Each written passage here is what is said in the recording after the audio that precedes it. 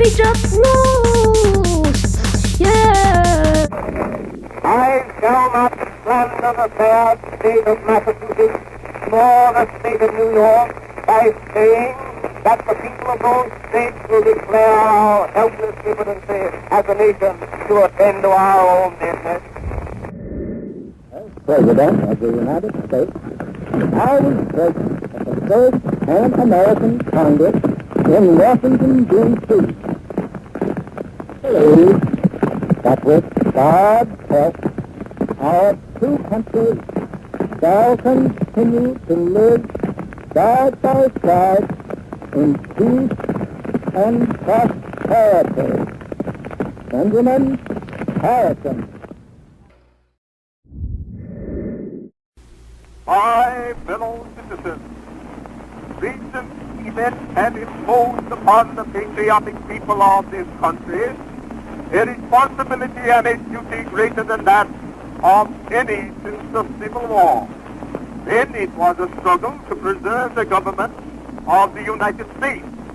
Now it is a struggle to preserve the financial honor of the government.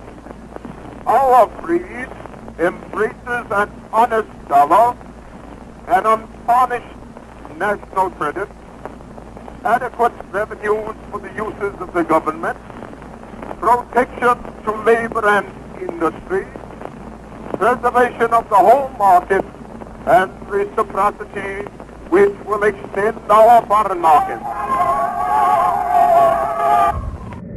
The principles for which we stand are the principles of fair play and a square deal for every man and every woman in the United States. A square deal politically, a square deal in matters social and industrial. I wish to see you boys act as good citizens in the same way I'd expect any one of you to act in a football game. In other words, don't flinch, don't foul, and hit the line hard. Who are the people? They are not alone the unfortunate and the weak. They are the weak and the strong, the poor and the rich, and the many who are neither. The wage earner and the capitalist, the farmer and the professional man, the merchant and the manufacturer, the storekeeper and the clerk, the railroad manager and the employee. They all make up the people, and they all contribute to the running of the government, and they have not any of them given into the hands of anyone the mandate to speak for them as peculiarly the people's representative. Especially does not he represent them, who, assuming that only the people are the discontented, would stir them up against the remainder of those whose government alike this is. There is a new party which it is difficult to characterize because it is made up of several elements. As I see it, it is made up of three elements in particular. The first consists of those Republicans whose consciences and whose stomachs could not stand what the regular Republicans were doing. My countrymen, there isn't anything the matter with the world civilization except that humanity is viewing it through a vision impaired in a cataclysmal war. The country needs every ounce of its energy to restore itself. The costs of government are all assessed upon the people. Our party can truly feel that we have held the faith. That we shall do in the future is our solemn responsibility of this hour. The Republican Party has ever been the party of constructive action. It will support the new administration in every measure which will promote public welfare. It must and will be vigilant in opposing those which are harmful. So first of all, let me assert my firm belief that the only thing we have to fear is fear itself. A short time ago, an American airplane dropped one bomb on Hiroshima and destroyed its usefulness to the enemy. That bomb has more power than 20,000 tons of TNT. The Free University, historically the fountainhead of free ideas and scientific discovery, has experienced a revolution in the conduct of research. Partly because of the huge costs involved, a government contract becomes virtually a substitute for intellectual curiosity. So, my fellow Americans, ask not what your country can do for you, ask what you can do for your country.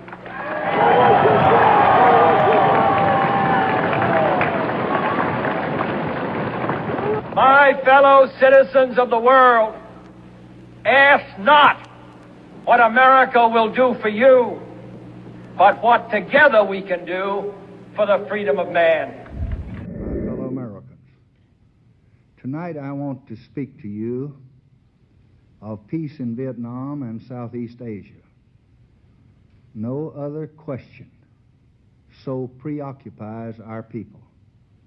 No other dream so absorbs the 250 million human beings who live in that part of the world. We have heard some panicky comments to the effect that because the Soviet Union was able to launch its satellites, our military position is desperate, our economy inferior, and our educational system a failure. Now let's examine some unsugar-coated facts. Militarily today, the United States and the free world are overall stronger than any potential aggressor. Good evening.